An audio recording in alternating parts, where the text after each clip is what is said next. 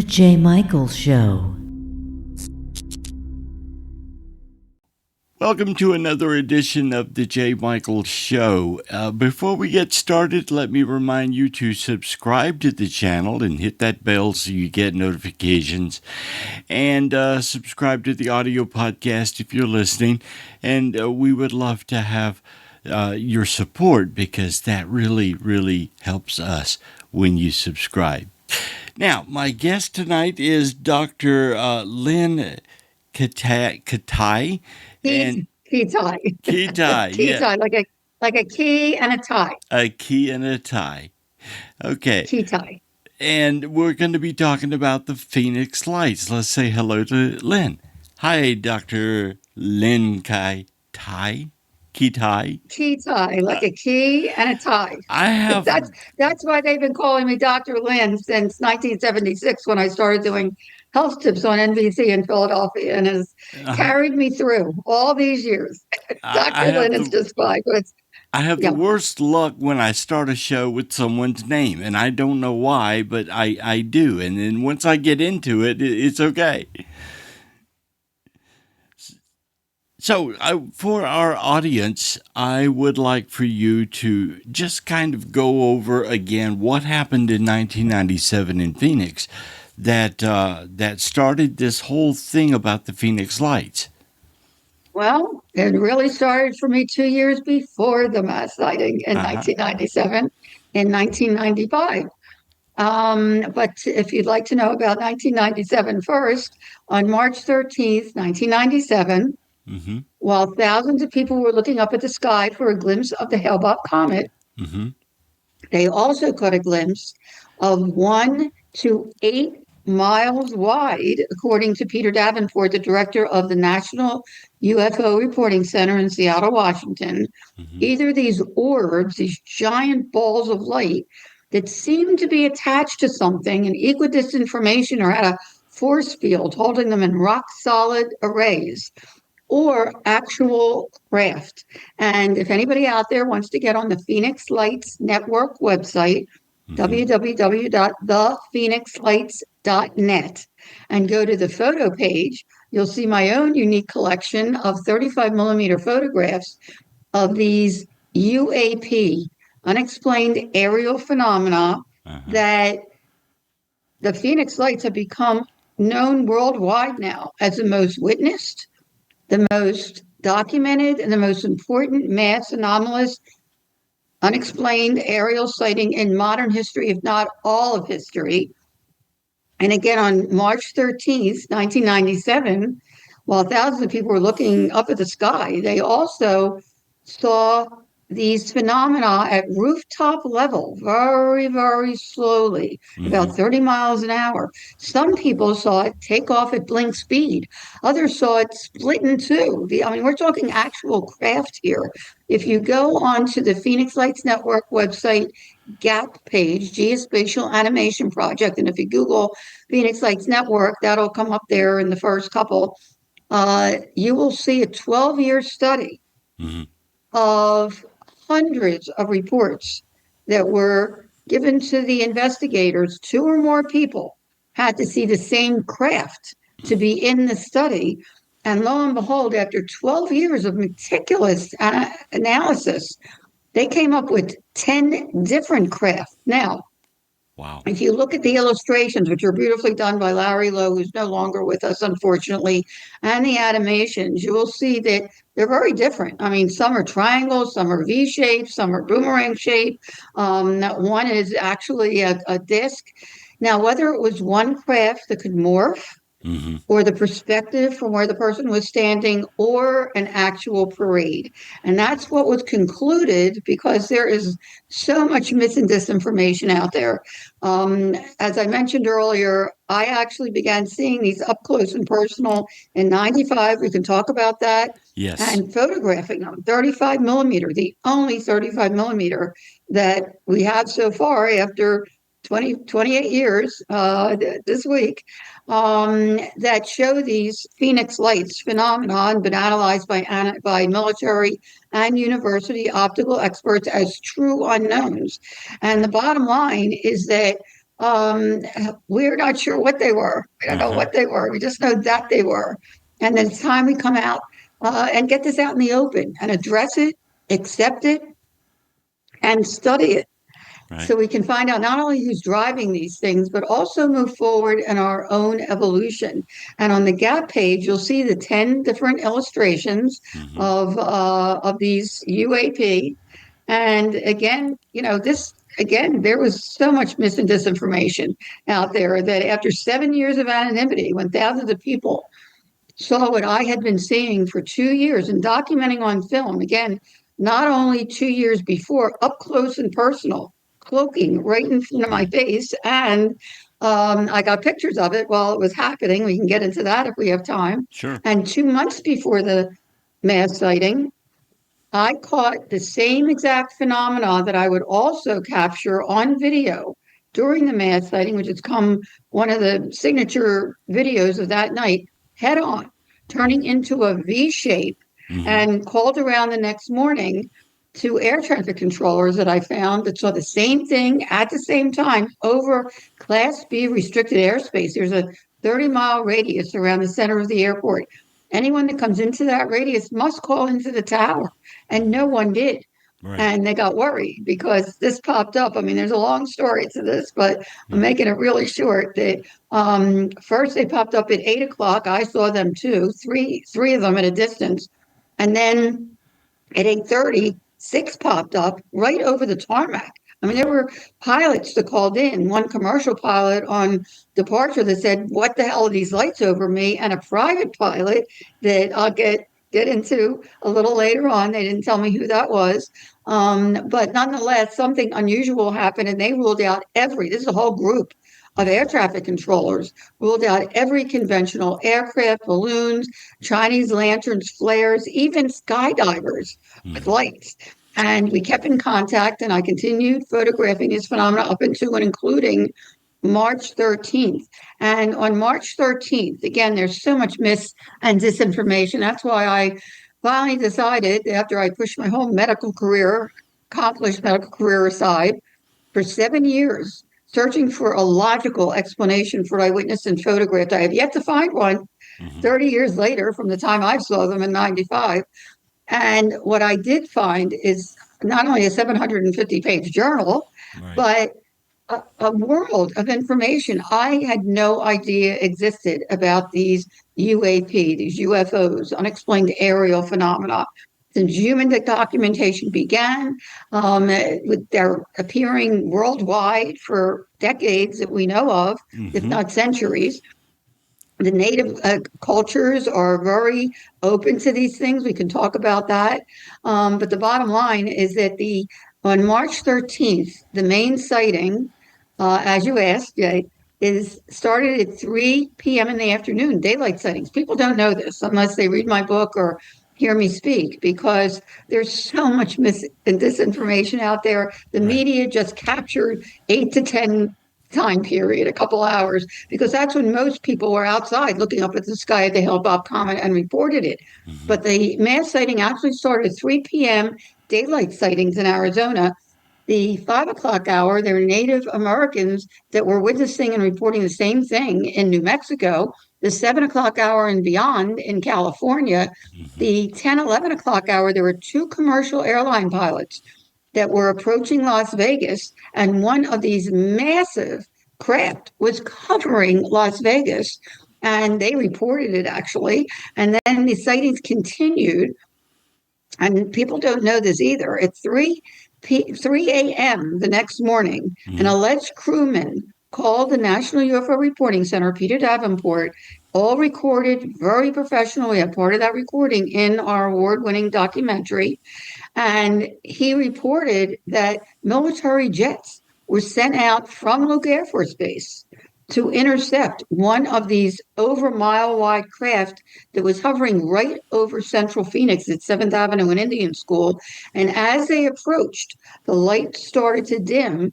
And as they got closer, the entire thing blinked out, freaking out one of the pilots, who this alleged crewman said he helped out of his aircraft because he was so shaken up by it. And then Luke Air Force Base went on lockdown. So that's what he said, and he's sticking to it. And there were civilians as well that not only saw jets with afterburners leave Luke Air Force Base to intercept. They got gun camera film, I heard, of this craft hovering over Phoenix at 8:30 that evening. But there were civilians also that saw after Luke Air Force jets left, the craft reappeared and continued on its way very slowly behind South Mountain, which is just south of the airport. At any rate, there is so much more to the story because the sightings continued until 5:30 the next morning. That's the last report that I'm aware of. There was a Boeing crew coming into Sky Harbor International Airport and reported that one of these craft was hovering right over their tarmac. So we're talking over a dozen hours, at least 4 states. And if you go on the Phoenix Lights Network website, on the landing page, there's a triangle. Under the triangle, you can enter the website. And under that, I have been doing with a PhD and another witness here, an MD. We've joined forces to actually analyze and study a scientific study, the Phoenix Lights Experiencer Study. And we can talk about that too. Sure. That is mind-boggling because I found such credible data when I started talking to the witnesses as well in real time and long term. That's so intriguing. And now we have scientific documentation for it as well. So if anybody out there saw the mass sighting on March 13th, 1997 in Arizona or the Southwest, please join us in our effort. We have over 2,000 people worldwide who have participated because this is a worldwide phenomenon, and other countries are much more open to it as being otherworldly, they call it. And we're talking Belgium and UK and Russia and even China. I met with one of the top Chinese ufologists there a few years ago, and he showed me pictures from China that actually show the same exact phenomena. So they've been around a long, long time, and they're still appearing worldwide. And as far as the mass sighting goes, there's a lot more to the story if you want me to get into it. Well, let's roll back first to 1995 and the first sighting that you had, and tell me about that. Okay, without any interest or knowledge, my husband and I are both physicians. We're both healthy skeptics. We live mountainside in Paradise Valley. We're pretty high on the mountain and are very fortunate. If you go on the photo page, you'll see the topography of our view is really a beautiful view of the skyline. We see Sky Harbor Airport as well. So we're very familiar with what planes and helicopters and streetlights and car lights look like. On February 6th, which coincidentally, and I don't believe in coincidence anymore, was the eve of my birthday. Talk about a birthday gift. Right. I was in a room adjacent to our bedroom. One wall of our bedroom is a window. So if anything pops up out there, we get to see it if we're in the bedroom. And my husband happened to be on the phone with my mother-in-law, who called from Philadelphia, where we were both born and raised. We moved out here in 1980 to Phoenix to wish me a happy birthday. And he was on several state and hospital medical boards at the time. Nothing ever ruffled his feathers. And I was taking a leisurely bath in the next room, and suddenly he shouted, "Lynn, get over here quick. What the hell is that?" And again, not sounding like him, I grabbed my towel and wringing wet, I ran to the window, and a little below us, we're really high on the mountain, and we are nestled in the mountain range. It is gated. There is no way, zero way, that this was military. It's a no-fly zone. But a little below us and behind another home.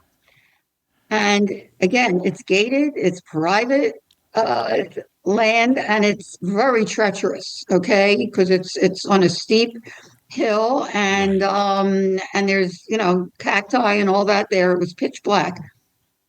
But about 50, 75 feet off the desert floor were three amber orbs in a pyramid formation, one on top and two very closely aligned underneath. They were three distinct objects.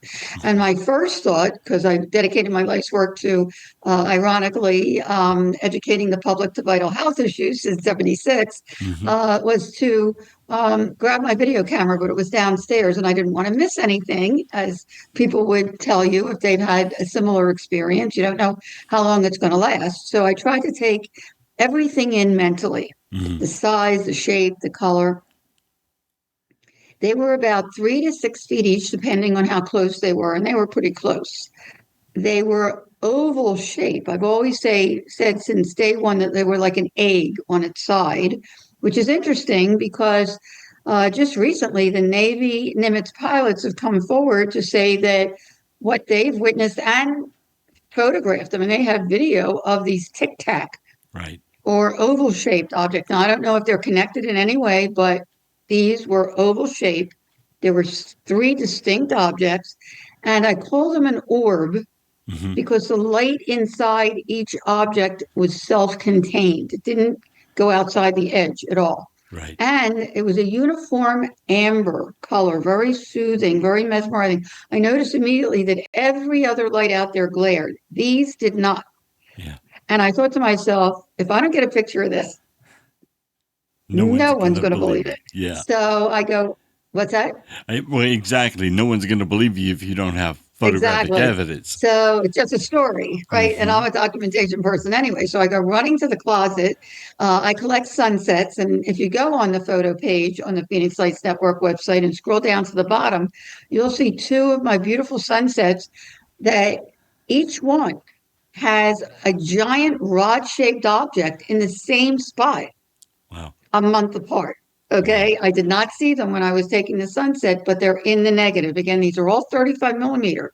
They're in the negative. They cannot be fudged or manipulated at any way. Anyway, I go running to the closet to grab my cheap Canon Instamatic camera that I take sunsets with. And I go to grab it. And my husband calls me back. He says, get over here quick. One of them is disappearing.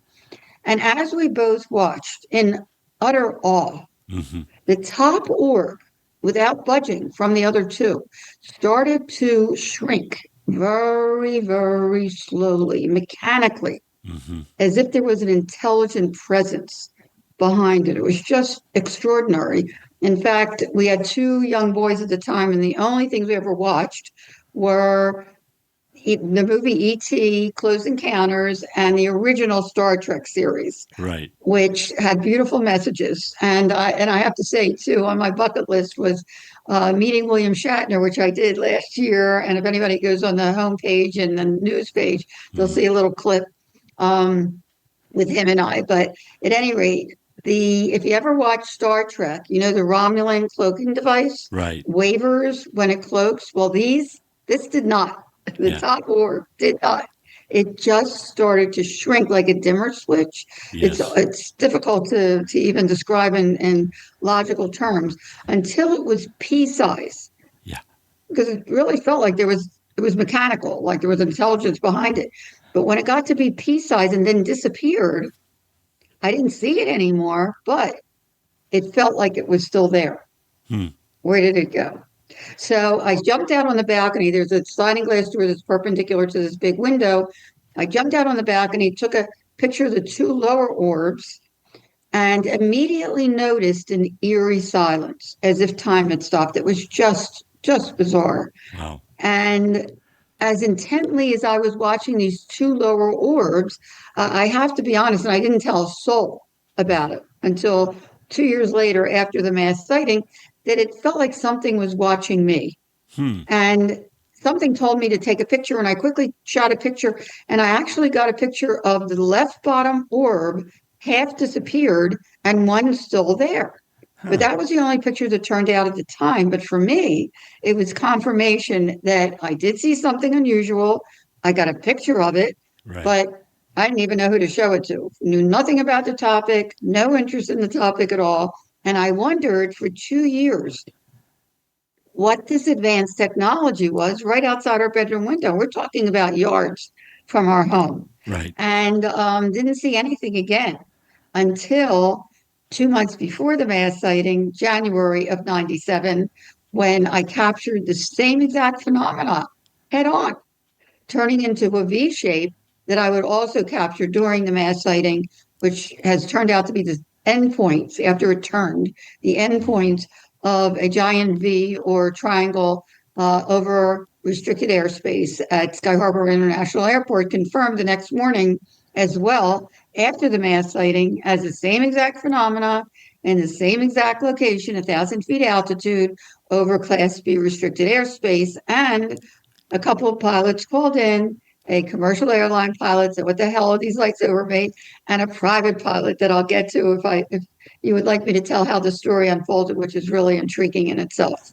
Yeah, well, I don't know if you know this or not, but I was witness to the 1973 Pascagoula UFO that Charles Hickson and Calvin Parker saw. I was in Ellisville, Wow. Mississippi. They were in Pascagoula, about 90 miles away. And that night I saw this orange light drift over the house. And that started my interest in UFOs, and I've had like a sighting every 2 years since then. But anyway, I understand what you mean by how shocking it is when you see something like this, because it really does. It's like Calvin Parker said. It was like he stepped on a rattlesnake. It's one of those things that really shakes you up. So in '95, you took these photos, and then there was the mass sighting in '97. So was there anything else that happened to you in between? No, like I said, I didn't see anything remotely similar, and I did look out the window Mm-hmm. to see if I could see them again until January of 97. Uh-huh. I actually, the night before I caught the thing head on, the over mile wide formation, I saw three amber lights for the first time. This was the 22nd of January. Um, Three lights at a distance far west that were huge, but they were at a distance and they were in a line formation. And I'm looking at them and I'm thinking, wait a minute, they're amber. They were huge balls, Mm-hmm. amber balls. They're in a line formation, equidistant from each other, hovering for minutes, strangely similar to 95. And what's also interesting is that in 95, my husband was inside, I was outside when taking the pictures. And Right. after that sighting, he would not talk about it. It's Wow. amazing. He would get agitated when I brought it up, which was very strange to me because to me it was like awesome and wondrous and incredible. Everybody comes from a different background, from a different upbringing. Right. Some people can't deal with this topic. Some people don't want to, and that's okay. Everyone in their own time. Right. And if you want to feed into a logical explanation, so be it, if it gives you comfort. But now there's data that you can actually look at. The Phoenix Lights Network website is actually packed with information between the homepage and the photo page and the gap page and the news page. And we have a share page. I mean, it's really, really loaded with information for people to explore and consider. But at any rate, the next night, when my husband was at a medical board meeting, I came upstairs and the same three lights in an equidistant line were far south. And Mm-hmm. I thought, oh, geez, I've got to get that on video. So I ran downstairs, got about 18 seconds worth, and the battery went dead. Yeah. So I went inside, I hooked up the battery, I went outside, it was 8 o'clock, and they were gone. About 8:30, my husband comes up the drive, and I went outside and I said, honey, remember I told you about the three amber orbs at a distance last night in a line formation about a half an hour ago? They were right in front of South Mountain. As I'm pointing like this, they reappeared in the same spot. Oh wow. And it was so unnerving. Again, if you go on the photo page on the Phoenix Lights Network website, Mm-hmm. I welcome anyone to take a peek because the first picture I have there is of the topography, Yeah. where you can see that there's a car on the road on the left-hand side and the lights reflect onto the road, very unlike the true unknowns. And in video, it doesn't do the lights justice because they're smaller, they're white, they flicker, even though the formations themselves are very compelling. That's why it's so amazing that I have 35 millimeter. But at any rate, if you go back to that 97 sighting 2 months before, uh, I I went in. The videotape was being the video was being charged. So I get out on the balcony. I'm ready to shoot the three, Mm-hmm. and just as I'm ready to shoot the three, six pop up above the three lights, equidistant lights, in a Oh, wow. massive over mile wide line. And it was so unnerving not having an explanation for 95 that I started to shake. Mm-hmm. And you can see that it's wavy Yeah. because I was shaking. But I kept my mind about me, thank goodness, and I kept clicking away. The second picture of that January 97 sighting to me is a smoking gun because you can see there's a V, okay, one bright light in the center and two on each side. And it looks Mm-hmm. like there's two underneath it. Well, interestingly, 2 months later, again, when thousands of people, and we're talking 10 to 20,000 people when you consider other states being involved as well, we're looking up at the sky at the Hale-Bopp comet. Um, it was just unbelievable because here they're describing five lights in a V formation with two trailing lights, Wow. many of the people. But again, there were also other formations that people were seeing, but that was a biggie. Five lights in a V formation with two trailing. And I caught this 2 months before the mass sighting. As the lights underneath were disappearing, and again, just go on the photo page, you'll be able to take a peek at them. The top formation seemed to turn as a unit. And interesting, when I called the air traffic controllers the next morning, not only were they surprised I saw them, they were actually excited that I did, but they said it didn't show up on radar. One of them was a meteorologist, Mm-hmm. and he said the entire thing turned. There were 6 points of light, totally equidistant from each other, massive span that seemed to be attached to something, which you would also Right. hear during the mass sighting, but they couldn't see exactly what these were attached to or had a force field holding them in rock solid formation. And this meteorologist said that it actually turned as a unit against the wind. Very Wow. telling. Yeah. Elevated slowly and moved in synchrony behind South Mountain. So when I asked him what was it, he said, "Beats me." I said, "You're an air traffic controller. You're supposed to know what's in our airspace." And he said that the entire group rolled out everything, rolled out every conventional aircraft and balloons and Chinese lanterns and flares and even skydivers with lights. And we kept in contact. And again, after the mass sighting, which seemed like the same thing to me as well, first six lights popped up, just like it did 2 months before. But by the time I got out there with my video camera and got it focused, I guess it turned and I got the three endpoints of a mile wide Veer triangle. What was really interesting, Mm-hmm. and I described the mass sighting itself. I mean, we're talking right over people's heads. I mean, people either saw these lights that seemed to be attached to something or actual craft, gunmetal craft Mm-hmm. with gunmetal on the bottom, windows. Some people saw beings at the windows. And yet there was no explanation, no investigation as far as we know.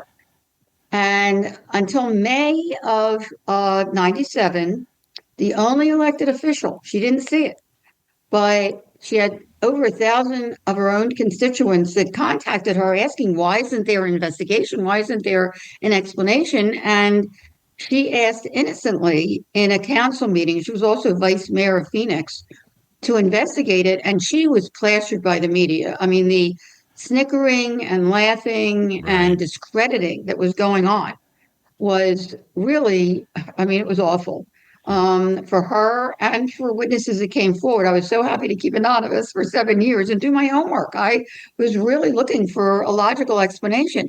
And then that put a lid on it for a bit.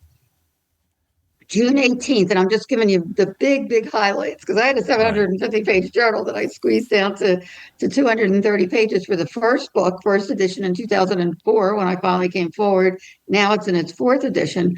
But nonetheless, at that point, um, the next big thing that happened was actually June 18th, front page USA Today article that for the first time, people were hearing about our mass sighting outside of Arizona because they really put a lid on it. Right. And we didn't have social media then.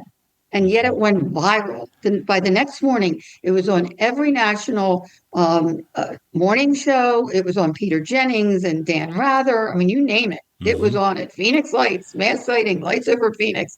And I mean, it was pretty exciting, actually. Yeah. But for the first time, this was June 18th, on the morning of June 19th, we get a public announcement that then former Governor Fife Symington was calling an unscheduled press conference for that afternoon. And people took it seriously to divulge the lights over Phoenix. And there were press there was parents there were other witnesses there, and he comes marching out, one of his aides, with a giant alien head costume, and made a mockery of it, which was not funny. I have to tell you, to the witnesses themselves, especially parents. There were children that saw something 2-3 malls wide, and he's making a joke of it. And what he said was that we didn't want to cause, we wanted to allay the panic. Well, you know what? There has not been one report of harm, threat, or abduction or missing persons, as one movie did, based loosely on the Phoenix Lights. I can't speak for other things, but I can for the Phoenix Lights. There has been no one that felt it was just the opposite. No one was in a panic that saw this. People were in awe. But and the in governor wonder. came out later and claimed he saw Wait a them minute. too. Wait, I'll get to that. Okay, go ahead. Go get ahead of me here. I'm like kind of telling it how it unfolded. I just have a couple more things go ahead. to share before that happens, if you don't mind, because getting back to his comment that it was causing panic.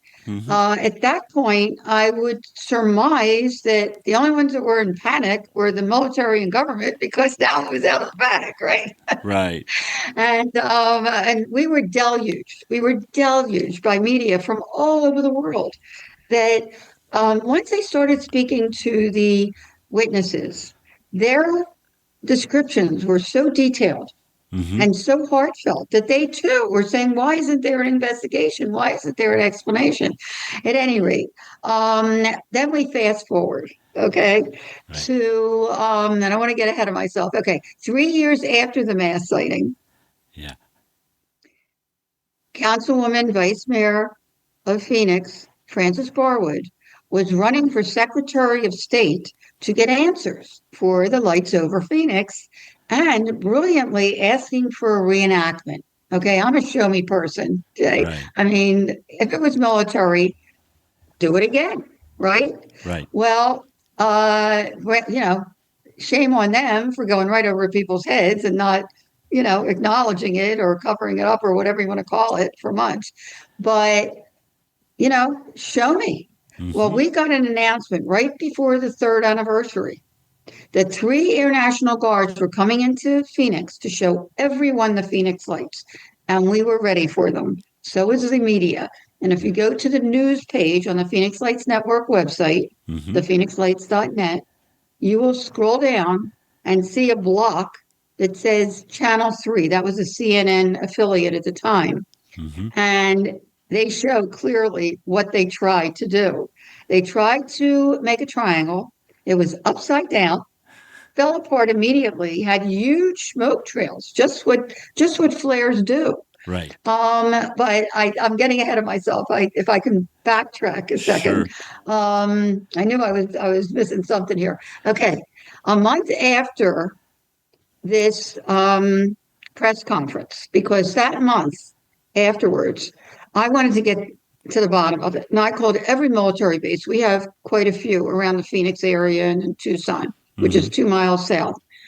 And I get a call. This is how the flare thing came up. I get a call 1 month later from one of the heads of PR at the Air National Guard who says, "Oh, Dr. Lynne, I think we know what those lights were back in March." And I was thrilled. I was looking for any logical explanation.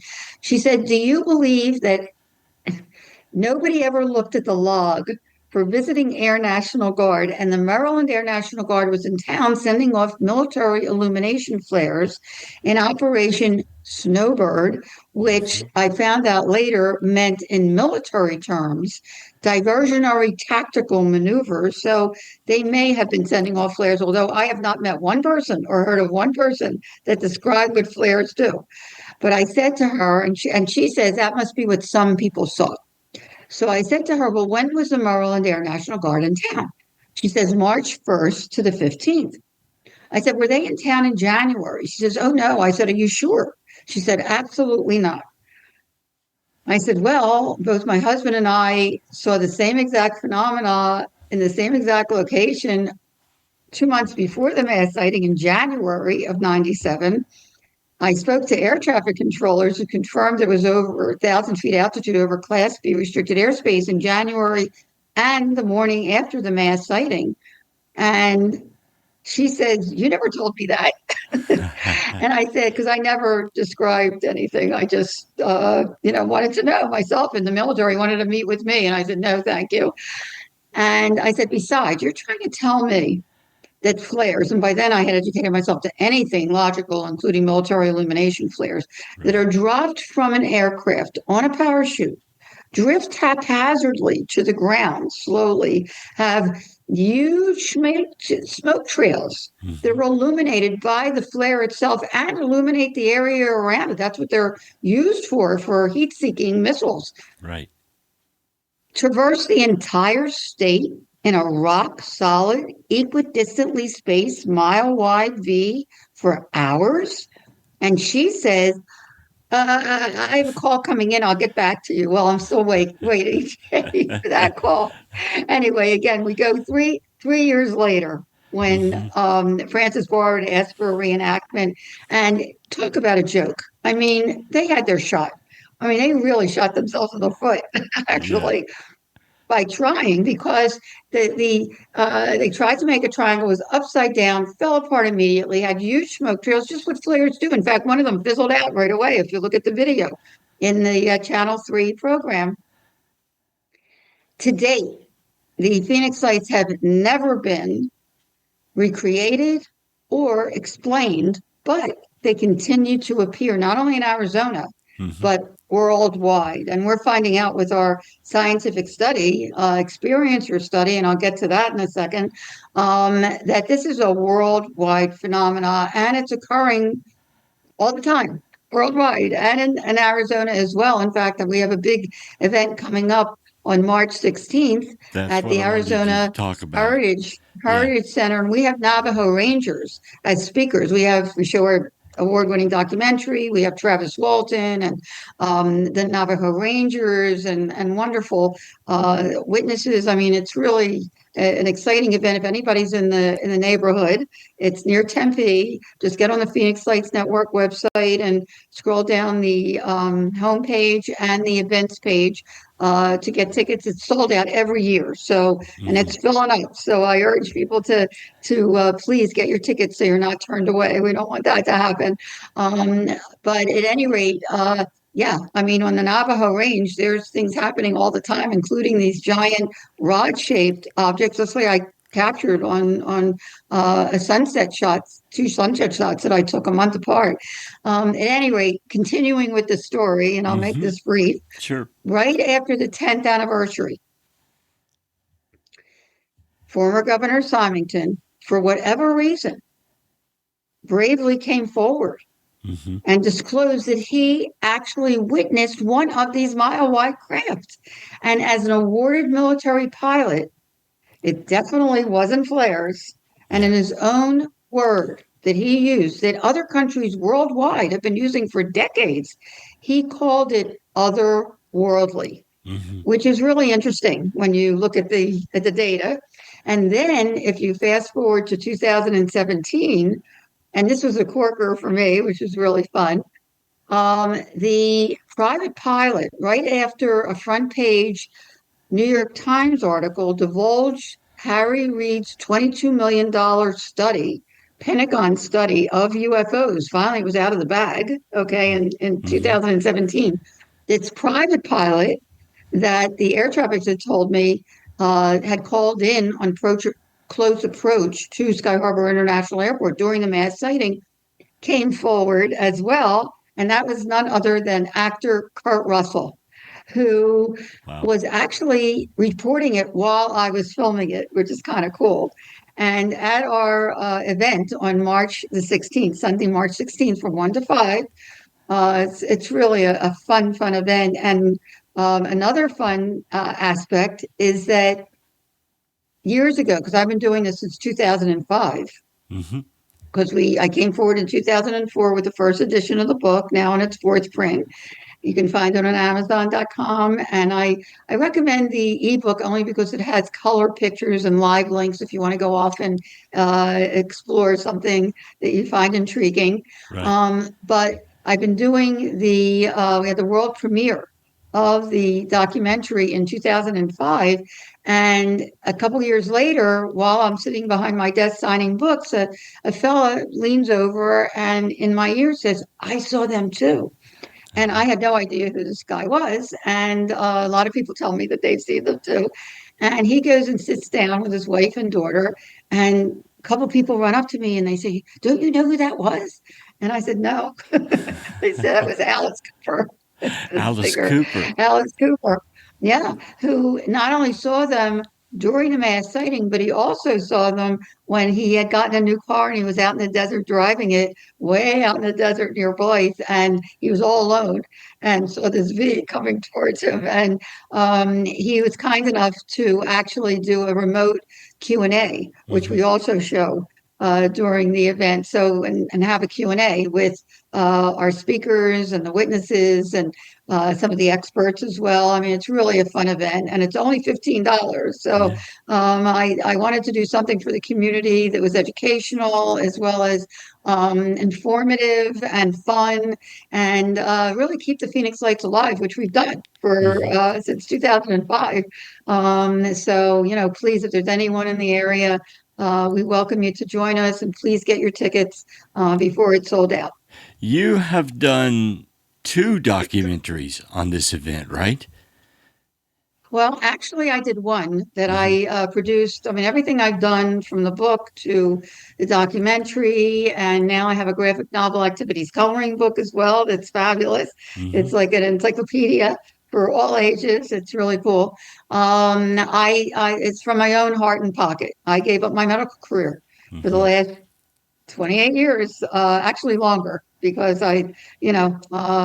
right after the mass sighting, I gave up my medical career to not only document everything, but then come forward and share it as well. I just couldn't stick it in a drawer. As an Mm-hmm. educator for vital health issues, I felt obliged to share this vital issue, and people can decide for themselves, but the data is out there now. And being the only one that actually documented 35 millimeter photographs, they're in the negative. They cannot be fudged. Mm-hmm. And having them through the years, I've had them analyzed by military and university optical experts, and nobody can give me an answer to what these are. And they're appearing worldwide, and other countries are much more open to these as being otherworldly, as I mentioned. So, Right. yeah, I mean, I've done many other interviews in docuseries. Right now, there's a docuseries on Netflix with host George Knapp, who is an incredible journalist that's been following this. He's from Vegas, Mm-hmm. and he has been following the UFO phenomena for many decades, and it's a wonderful docuseries. It's gotten incredible interviews, and reviews. So, I urge people to check that out as well. It's called Investigating Aliens, and it's on Netflix. And there's a number of other shows that I've done on Travel Channel and Science Channel and Right. History Channel, and The Unexplained with William Shatner was wonderful, and also History's Greatest Mysteries. That was done last year, came out last year. There's a little clip with myself and Lawrence Fishburne. He's the host Mm-hmm. on that, and that is all about the Phoenix Lights. That is actually very excellent as well, and a number of other things as well. But I've only done one documentary myself. Well, you have had all of these experiences, and this has gone on since 95 for you. What, in your opinion, are these UAPs? What are they and where did they come from? I said right along, I don't know what they are, but I know that they are. And I have the evidence to prove it. And it's time we get this topic out in the open and address it, accept it, and study it. So we can find out not only who's driving these things, but move forward in our own evolution. Now we know that the universe, with the Kepler and other telescopes out there, Tesla, we know that there are trillions of other galaxies along with ours with their own stars and planets around those stars. Our one Milky Way galaxy is only 14 to 16 billion years old. Our solar system is a very young solar system. It's about 4 to 6 billion years old.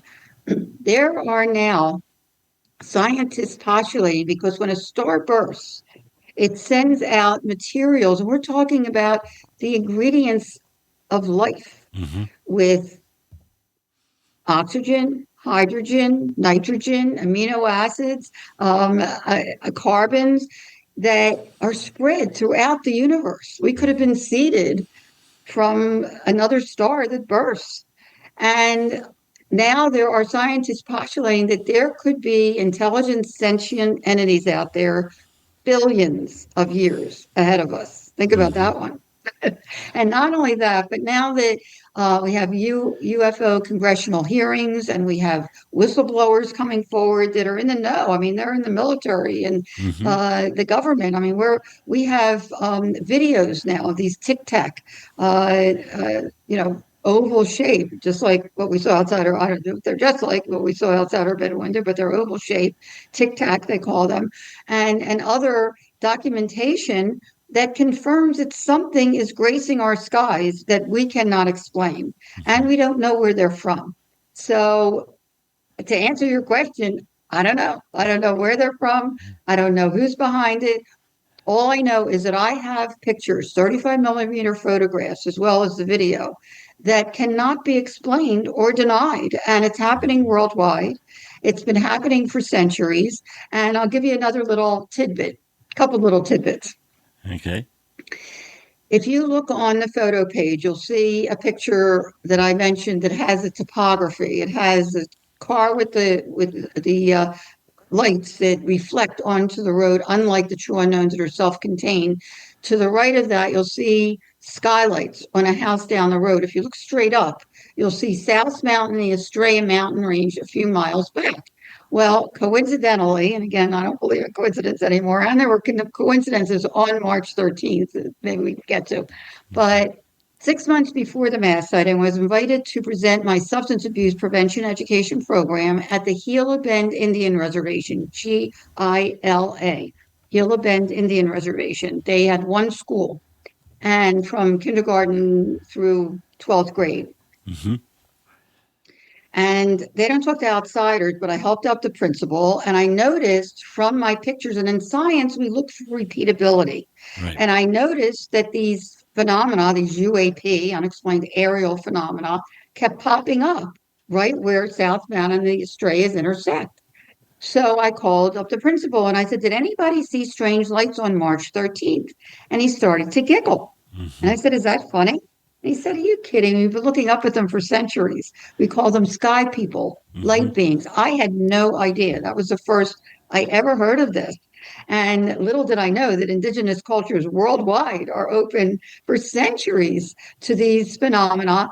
And he said, that's how the Estrella Mountains got its name. It means star in Spanish. The Spaniards of the day, they either saw it or heard about this, as well as a gateway to the stars, as well as petroglyphs. They're etched out in the mountains. South Mountain has quite a few that this fellow Jeff goes up there and he's shot, some of these things that look just like what my husband and I saw, these orbs in a triangle formation. Also the boomerang, which is another video that was shot that came under fire for being flares. Mine was shot before 10 o'clock when supposedly they shot off the flares after 10 o'clock. But nonetheless, there's petroglyphs, centuries old, that are etched out of these phenomena. And they also believe in the area that there is a portal or gateway in that area. And again, science, we look for repeatability. If you look at my pictures, they speak for themselves. These phenomena keep popping up in that area. He also mentioned the Hopi. I mean, these indigenous cultures worldwide are so open to these phenomena. And the Right. Hopi right here in Arizona have protocols to invite them in.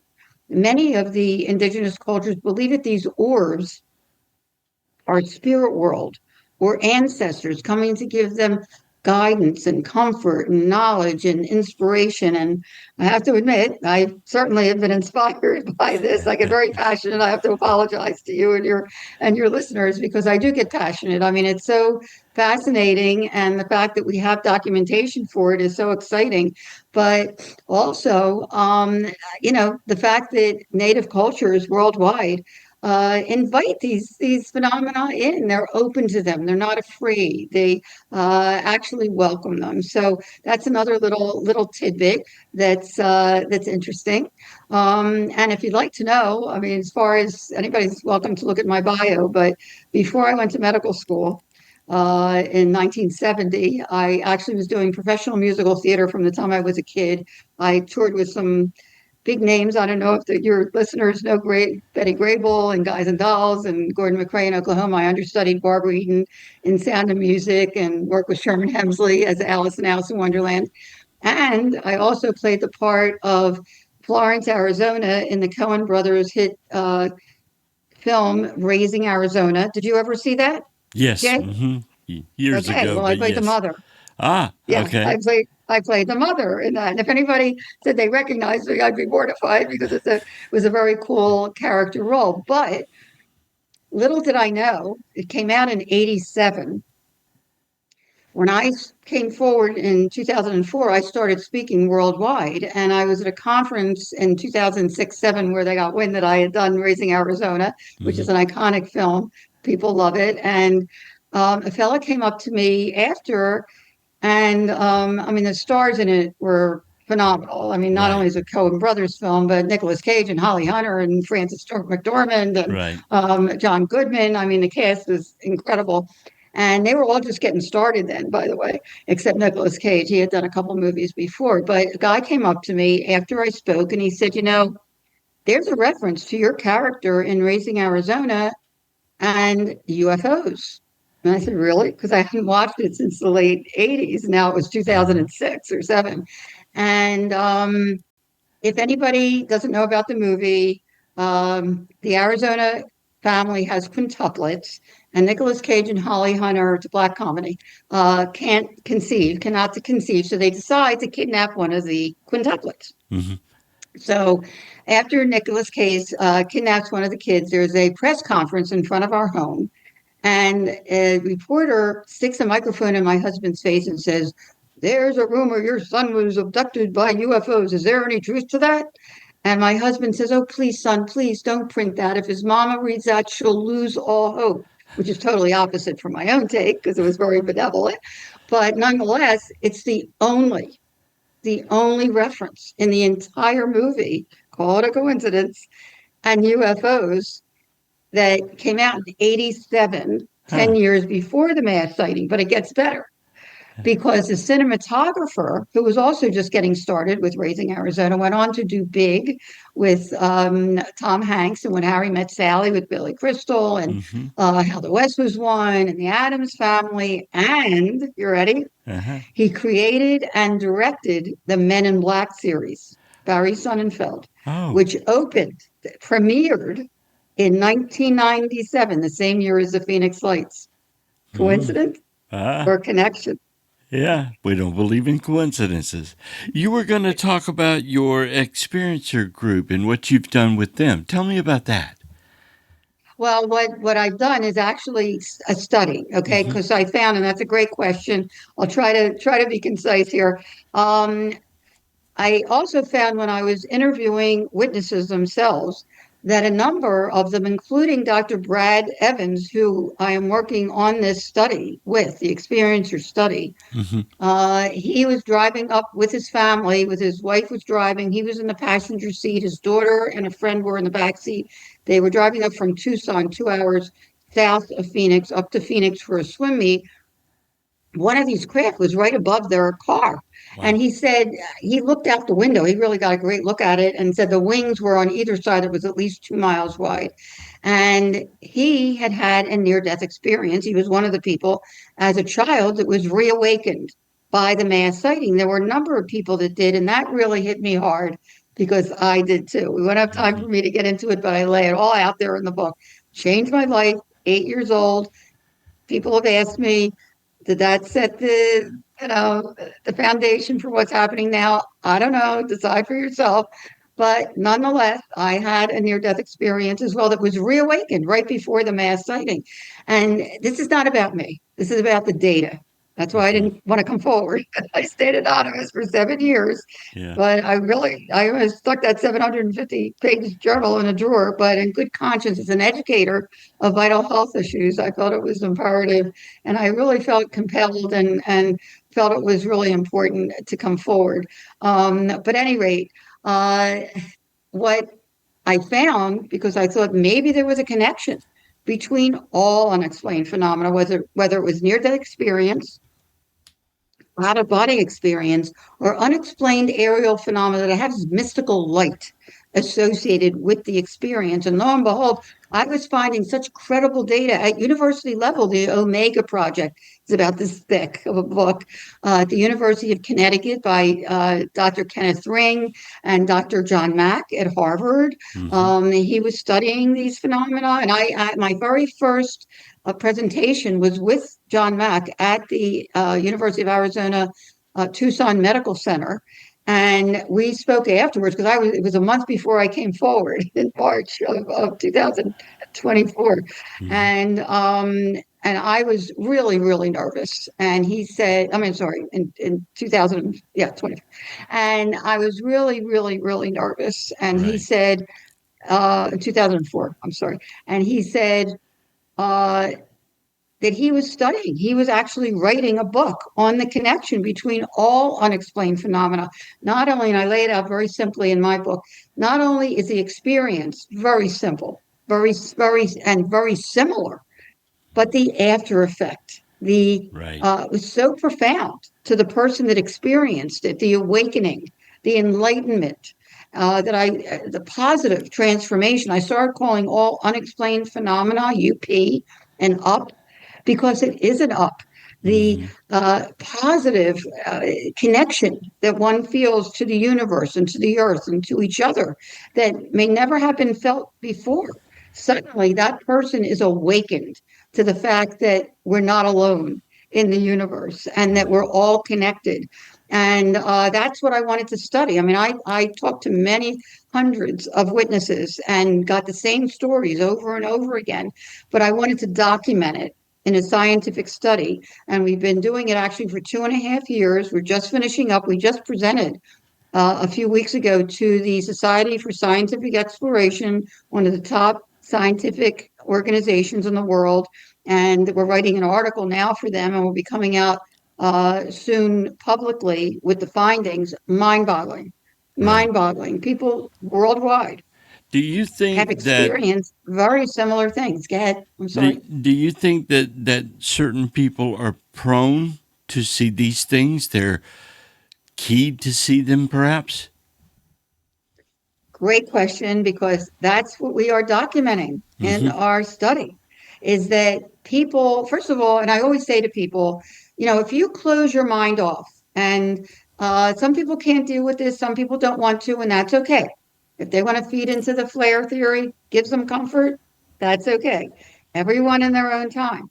But if you close yourself off from what's really out there, you're not going to experience these things, okay? On the other hand, and I always say the first step is being open-minded and have an open heart. Hmm. And you'll be surprised. You don't have to have an up experience to actually have this positive transformation and start noticing serendipities and things that come before you. I mean, I came away from my own near death experience as a child with three A's. One was being aware of Hmm. what's before you. whether it's an opportunity, do you just walk away from it or you take advantage of that situation? How do you treat that person? It's like a pebble in a pond. It's far reaching. You're nasty to that person, they go home and yell at their child or whatever. You just to realize that what you do, I mean, there's such incredible energies that we have as human beings that really have such an abundance of what's the word? I mean, it really bears down on everything around you. And I've seen that Mhm. in medicine myself. I've seen negative people that not only get sick themselves, but they affect the people in their family. I've Right. seen positive people that not only get healed from different diseases themselves, but that send out that positive energy to others. So awareness is the first thing. Attitude. Again, positive attitude brings positiveness to you. Mhm. Negative attitude, I'm telling you, and I've seen it in medicine, you get sick, you also send out that negativity to others around you. And the last thing is actually appreciation, Mhm. being grateful for what we have. It's like the old adage that I cried because I didn't have shoes until I saw the man that didn't have feet.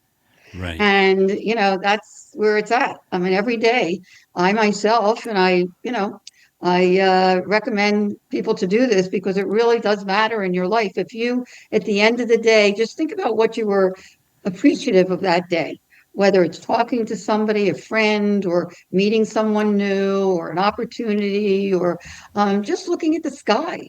I mean, I Mhm. do that all the time. I collect sunsets. So, and it gives me joy to not only see them, but then to take pictures and put them in albums. I have like 7 albums of sunset pictures.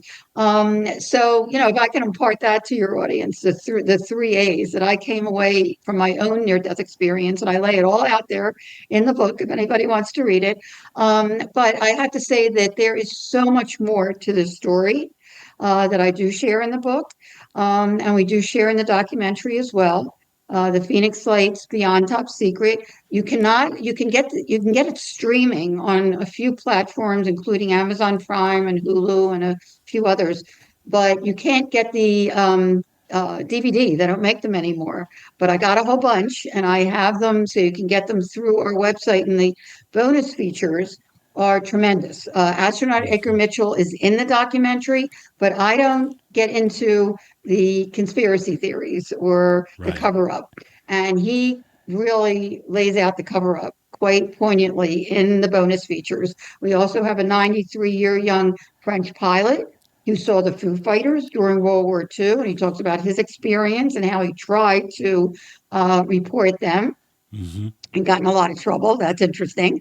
We also have the coincidences that happened on March 13th. That's kind of cool as well as in the documentary and in our bonus features, we have a pilot from Vietnam, and he's a commercial pilot now who saw one of these craft, and he talks about why it couldn't have possibly been flares and a whole lot more. We have a 911 police operator because they said they hardly got any calls. And she came forward after she retired to say she got hundreds of calls. They all did there for that night. So it's really fascinating when you start unpeeling the layers, which I tried to do in the book, and really lay it all out there for anyone that wants to learn about the true facts about really what happened on March 13th, 1997, and a lot more. Well, you've got the event coming up this weekend, right? And Actually, it's March the 16th, Mar- Sunday, March 16th.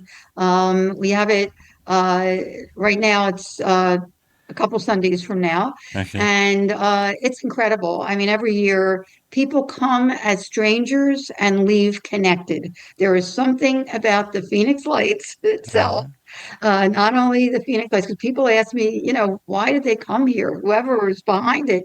And I always say, number one, to wake us up to their presence in a very Mhm. gentle, non-threatening way.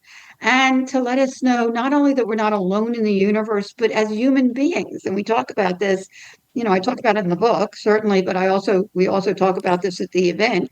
How we have so much potential as human beings to make this world a better world. And whoever is trying to wake us up, called the Phoenix Lights, is really trying to wake us up to that potential that we have as human beings. And we talk about that as well at the event at the Arizona Heritage Center. It's the first time we're having it there because we have a Phoenix Lights exhibit now that MUFON, Mutual UFO Network, built, that is fascinating. It's really cool.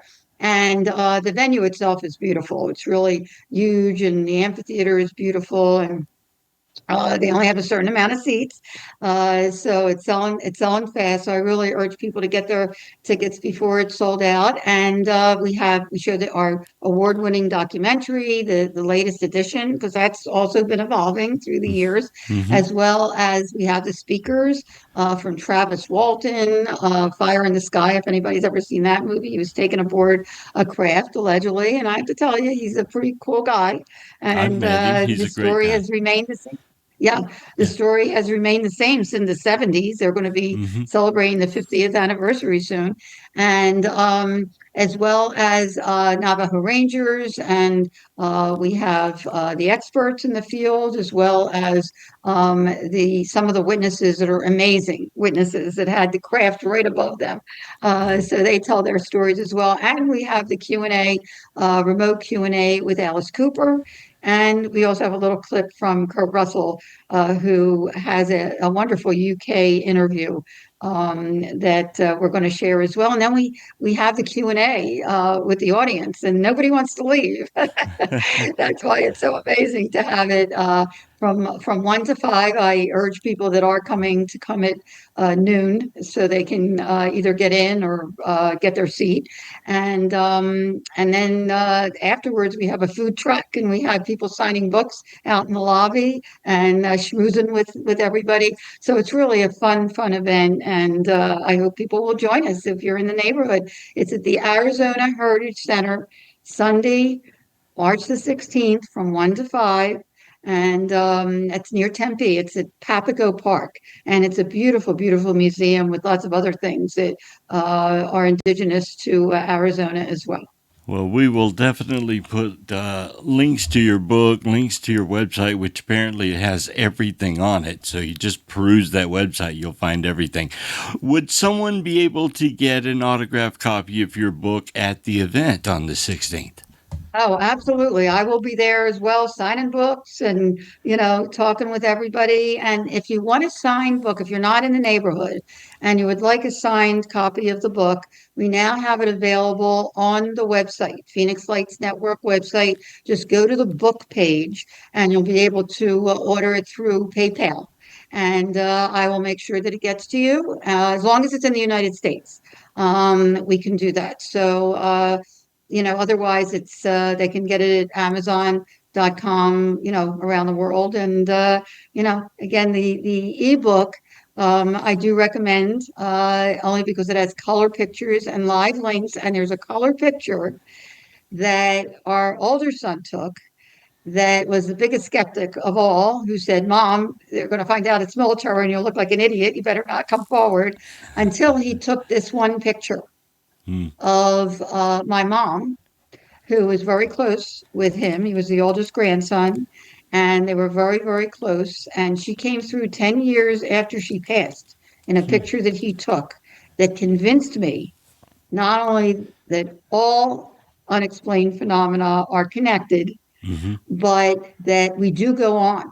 And if people realize that we do go on after we pass, maybe they would take stock in what they do in this lifetime, because it will affect them selfishly for the rest of their existence. So there's a lot more than I get into, including that.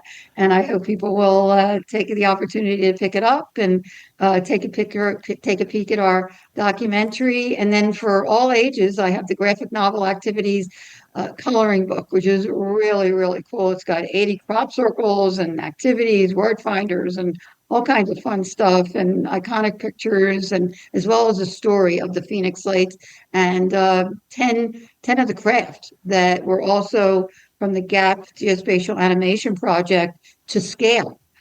To color as well. So that's a fun thing to get, and that's available at Amazon. Wow. Wow. Lynn, thank you so much for being my guest. There's like 1,000 things we didn't cover, but I think we covered a lot of almost everything. Well, we covered a lot, but there's a lot more to the story. I just told you the little outline Mhm. overview. So I do hope people will check out the website, Phoenix Lights Network, as well as the book. There's a lot more in the book because it was a 750-page journal that I squeezed down to the 230 pages of the original book in 2004, and it's been evolving ever since. And it's now in its fourth print. So I hope people enjoy, and it opens their mind and their heart to what's really happening. And they even mentioned it at the last the congressional hearings. November 13th, they mentioned the Phoenix Light. So it's really getting out there as one of the most important mass sightings ever. So And it's really exciting that that's happening too. and if you're in the Phoenix area March 16th or the Tempe area March 16th, go by and see that event. Lynn, thank you so much for being my guest. We'll see you next time. Thank you so much. You're Thank you welcome. so much for having me, and letting me share. And I always say at the end, keep looking up. Uh-huh. It's a Okay. double entendre. Now your audience knows. We will see you next time on the next J. Michael Show.